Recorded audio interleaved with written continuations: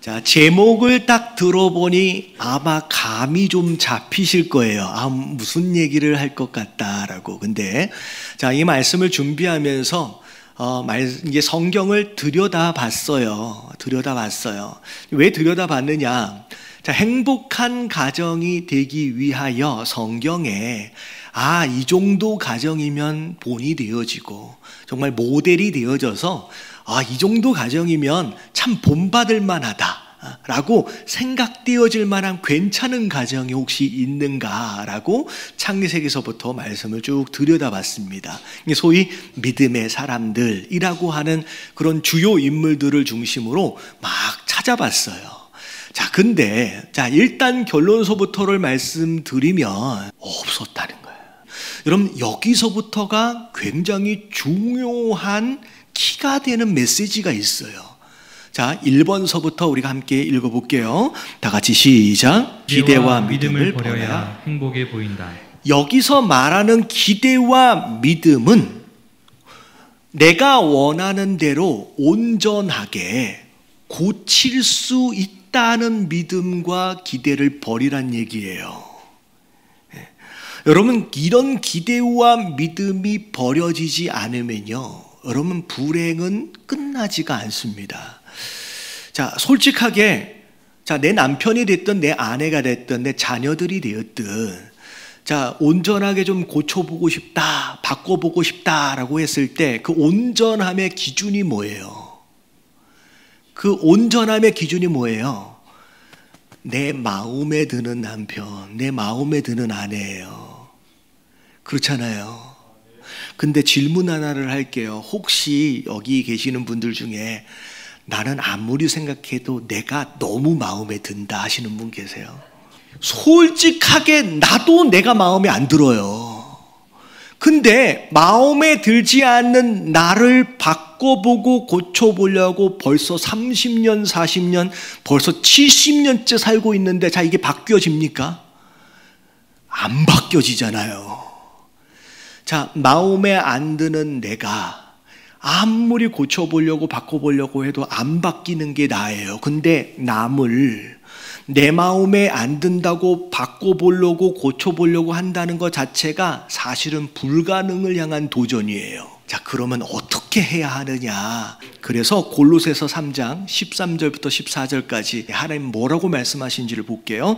13절 다 같이 시작. 누가 누구에게 불만이 있거든 서로 용납하여 피차 용서하되 주께서 너희를 용서하신 것 같이 너희도 그리하고 이 모든 것 위에 사랑을 더하라. 는 온전하게 매는 띠니라. 누가 누구에게 불만이 있거든 내 마음에 안 드는 거예요. 내 남편이 내 마음에 안 들고 내 아내가 내 마음에 안 들어요. 내 자녀들이 내 마음에 안 들어요. 그게 불만인 거죠. 자, 불만이 있으면 데려다 놓고 당신은 이게 잘못한 것 같아. 좀 고쳐야 돼. 당신은 이게 마음에 안 들어. 이거를 좀 바꿔야 돼. 라고 지적하고 가르치고 고쳐보도록 해라 라고 말씀하신 게 아니에요. 자, 말씀을 보면 불만이 있거든. 자, 서로 뭐 해주래요? 받아주래요. 용납해주래요. 그리고 피차 용서하되 이 이야기는 이 사람의 허물, 이 사람의 잘못으로 인하여 지금 내가 아픈 거예요. 내가 상처를 입은 거예요. 내가 지금 힘든 거예요. 근데 그것에 대하여 용서해 주래요. 근데 자, 주께서 너희를 용서하신 것 같이. 여러분, 우리가 여기 있을 수 있는 이유가 뭐예요? 주님이 우리를 지적해서 고치고 막 그런 게 아니라 받아주셨어요. 그리고 용서하셨어요. 그래서 우리가 여기 있는 거예요. 그래서 너희도 그리하라 라고 말씀하세요. 그리고 오히려 그것 위에 사랑을 더해야 돼요. 이는 온전하게 매는 띠니라. 가정이 이 띠로 꽉 묶여가지고 든든하게 여러분 세워져 가길 원하신다라고 한다면 허물에 대하여, 잘못에 대하여 오히려 용납하고 여러분 용서하실 수 있는 저와 여러분들 되시길 주님의 이름으로 축원합니다. 여러분, 포기하는 게 시작이에요. 자, 근데 오늘 말씀을 끝까지 들어야 된다 그랬잖아요. 여러분, 내가 포기한다는 얘기는 그냥 우리 가정이 될 대로 되라지라고 여러분 내버려둬, 손을 놔버리라는 얘기가 아니에요. 자, 포기하는 것에서부터 시작이 되는데, 자, 그 다음에 2번이 중요해요. 자, 다 같이 읽어봅니다. 시작. 잡초를 뽑지 말고 꽃을 심어라. 감이 오시죠? 잡초를 뽑으려고 하지 말고 오히려 꽃을 심으란 얘기예요. 자, 이 이야기를 제가 어떤 분으로부터 들었어요. 지금 미국의 아주 오래된 내용인데 제가 기억나는 것만 좀 말씀을 드리면, 어느 한 동네 아주 외딴 지역에 집 하나가 있는 거예요. 근데 우편물을 배달을 하려고 하니, 그때 당시에는 우체부가 이제 자전거를 타고 배달을 할 때였답니다. 근데 너무 외딴 곳에 있고 아무것도 없는 황량한 들판에 그 집에 편지 하나를 들고 전해주기 위해서 자전거 타고 갔는데 얼마나 지루해요. 힘들어요. 그러니까 웬만하면 그 지역은 안 맡으려고들 다들 하더라는 거예요. 근데 그 지역을 맡으면 우체부들이 한 달, 두 달, 1년을 못 버티는 거예요. 그거 하나 전해주려고 가니까. 근데 누군가가 그 지역을 맡게 된 거예요. 어떻게 보면 속으로 생각할 때, 재수가 없어서, 내가 하필이면 왜. 근데 그분이 이제 처음에 다닐 때 너무 지루하다가, 나중에 이제 생각한 게 뭐냐면, 이런 걸 한번 하면 어떨까라고 생각해서, 이제 배달할 우편물이 있을 때마다 이제 가게에 들려가지고 1센트를 가지고 뭘 샀냐면 꽃씨앗을 샀대요. 그래가지고 그걸 이만큼 해가지고 호주머니에다가 놓고서 이 자전거를 타고 가는 가운데 뭐 했어요? 호주머니에서 슬금슬금 꺼내가지고 뿌린 거예요.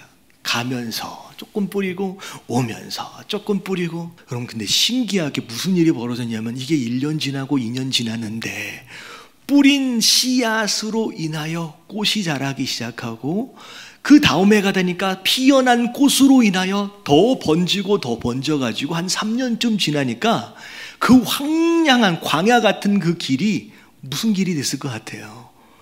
꽃길이 된 거예요. 여러분, 여기서 말하고 있는 게 뭐냐? 여러분, 고치려 하고 바꾸려 하는 것 자체는 어찌 보면 우리 가정 안에 잡초를 뽑으려고 하는 시도와 같아요. 내 아내에게 있는, 내 남편에게 있는 잡초를 막 뽑으려고 하는 시도들. 근데 생각해 보세요. 여러분, 잡초는 뽑는다고 끝나지가 않아요. 여러분, 뽑아지지도 않고요. 뽑아진들 여러분들 그 잡초는 또 나기 시작합니다. 여러분, 정말로 어리석은 사람은 평생 살아봤자 100년인데 이 잡초를 뽑는데 모든 시간과 에너지를 다 낭비하는 거예요. 여러분, 그건 진짜 어리석은 거예요. 여러분, 잡초 뽑으려고 여러분 이 시간들, 이 귀한 시간들을 낭비하지 마시길 주님의 이름으로 축원합니다. 자, 뭐 해야 돼요? 여러분, 잡초를 뽑으려고 애를 쓰지 말고요, 오히려 그 시간에 여러분 꽃을 뿌리십시오. 꽃을 심으십시오. 근데 중요한 게, 자, 무슨 꽃을 심느냐가 되게 중요해요. 자, 3가지를 말씀을 드릴게요. 자, 어떤 꽃을 심어야 되는지. 자, 1번 같이 한번 읽어봅니다. 시작. 복음의 씨앗을 심어라. 자, 복음의 씨앗을 심으라 라고 하는 얘기는, 자, 가정의 구원을 위한 거, 말씀을 전하고 복음을 전하고 구원받게 한다라고 하는 그런 의미로 생각할 수 있는데, 자, 더 중요한 2가지 영적 의미를 말씀을 드리면, 자, 첫 번째 읽어봅니다. 시작. 우리 가정의 주인이 하나님 되시게 해야 한다. 복음의 씨앗을 가정에 심는다는 건 무슨 얘기냐? 우리의 주님이 우리의 가정의 주인이 되게 하라는 얘기예요. 자, 시편 127편 1절 말씀, 오늘 본문 말씀이었어요. 자, 여호와께서 집을 세우지 아니하시면, 여기서 말하고 있는 집은 가정입니다. 자, 가정을 누가 세우셔야 돼요? 여러분, 하나님이 세우셔야 돼요. 그래야, 그렇지 않으면 세우는 자의 수고가 뭐하다? 헛되다. 아무리 애를 써도 하나님이 우리 집에, 우리 가정의 주인 되어지시지 아니하시고 우리의 가정을 세워주시지 않으면 우리가 아무리 애써도 헛수고일 뿐이라는 거예요. 여러분, 가장 중요한 거 우리의 가정의 주인이 하나님 되시도록 해야 돼요. 그리고 두 번째 영적 의미가 뭐냐면, 자, 2번 같이 한번 읽어볼게요. 시작. 영적으로 같은 편이 되어야 한다. 여러분, 같은 편끼리도 사이좋게 지내는 게 진짜 어려워요. 근데 아직도 우리 가정 안에 구원받지 못한 누군가가 있다라고 한다면 일단 아직 그분은 나랑 같은 편이 아니에요. 여러분, 같은 편과 사이좋게 지내는 것도 어려운데 다른 편하고 사이좋게 지내는 건 진짜 어려운 거예요. 여러분, 일단 사이좋게 지내면 여러분 소속이 같아야 돼. 여러분, 같은 편을 만드는 게 굉장히 중요합니다. 여러분, 가정 안에 아직도 함께 같은 편 되어 있지 못한 분들이 계시다라고 한다면 여러분 절대 끝까지 여러분 포기하지 마시고 여러분 노력하시고 기도하시는 저와 여러분들 되시길 주님의 이름으로 축원합니다. 자, 두 번째 씨앗. 자, 이 두 번째 씨앗은 여러분 말씀을 통하여 우리가 지혜롭게 살아갈 필요가 있어요. 자, 2번 같이 한번 읽어봅니다. 시작. 존중과 헌신의 씨앗을 심어라. 자, 무슨 씨앗? 존중과 헌신의 씨앗. 자, 이게 뭐냐면, 자, 원래 제가 말씀을 준비할 때 원하는 사랑의 씨앗을 심으라는 얘기였어요. 자, 근데 자, 남편 되어진 자들이 원하고 필요한 사랑과 아내 되어진 자들이 원하고 바라는 사랑이 좀 달라요. 자, 제 얘기가 아니에요. 여러분, 말씀에 뭐라고 나와 있는지를 보면, 자, 일단, 자, 1번 같이 한번 읽어봅니다. 시작. 아내는 남편에게 존중의 씨앗을 심어야 한다. 자, 무슨 씨앗? 존중의 씨앗. 자, 이건 남편들이 원하고 남편들에게 필요한 사랑의 또 다른 표현이 존중입니다. 자, 이건 남편들이 아멘을 크게 하는 게 아니라 아내들이 이제 아멘을 필요해요. 아내들이. 자, 남편들에게 필요한 사랑은 존중인 줄로 믿습니다. 할렐루야. 이건 아내들이 들으셔야 돼요. 에베소서 5장 22절부터 24절까지를 보면 아내들이여 자기 남편에게 복종하기를 주께 하듯 하라. 자, 우리가 주님 앞에 순종하죠. 복종하죠. 자, 누구한테도 그렇게 해야 된대요. 남편에게도 복종해야 된대요. 자, 이는 남편이 아내의 뭐가 되었다? 머리가 되었대요. 자, 남편의 가정 안에서의 역할하는 부분이 있어요. 자, 남편을 가정 안에 특별히 아내의 뭐를 삼으셨어요? 머리로 삼으셨어요. 네. 그것으로 인하여 24절 끝자락에 보면 아내들도 범사에 자기 남편에게 복종하라 라고 말씀하시는데, 여러분 이 말씀을 여자분들이 들으면 상당히 마음이 불편할 겁니다. 자, 그런 말씀들을 해요. 아니, 목사님 몰라서 하시는 말씀인데요. 남편이 하는 대로 하자고 했으면 우리 가정은 이미 망했습니다 라고 하시려고 하는 그런 마음, 여자분들이 아마 속으로 계실 거예요. 여러분 잘 보세요. 가정은 롱런이에요. 여러분 하루 이틀 사는 게 아니에요. 여러분 길게 살면 50년, 60년까지도 함께 합니다. 여러분 길게 봐야 돼요. 잠깐 내 눈앞에 놓여있는 그 문제, 그 상황을 잘 해결하는 것보다 더 중요한 것은 뭐냐면 그 50년, 60년을 행복하게 사는 게 더 중요한 거예요. 예, 그 문제 잘못되어져도 여러분 그거보다 더 큰 걸 잃어버린다라고 한다면 여러분 그건 지혜로움이 아니에요. 여러분 말씀대로 사시길 주님의 이름으로 축원합니다. 자, 복종하라는 얘기는 무슨 얘기냐? 남편을 내 머리로, 가정의 머리로 인정하고 존중해 주란 얘기예요. 여러분 남자는요 존중을 먹고 살아요. 여러분 이것으로 남자가 변합니다. 여러분들 머리라고 얘기했잖아요. 남편이 머리는 누가 움직여요? 목이 움직여요. 여러분 아내하기 나름이에요. 여러분 아내의 지혜로움으로 내 남편을 여러분 대장군 만들 수도 있고요. 아내의 어리석음으로 멀쩡한 남편을 바보로 만들 수가 있어요. 여러분 남편이 원하는 사랑은 다른 게 아니에요. 존중이에요. 여러분 아주 단순합니다. 칭찬해주고 격려해주고 존중해주면요 자기가 잘난 줄 알아요. 근데요 그 착각이 그 사람을 만들어가요. 할렐루야.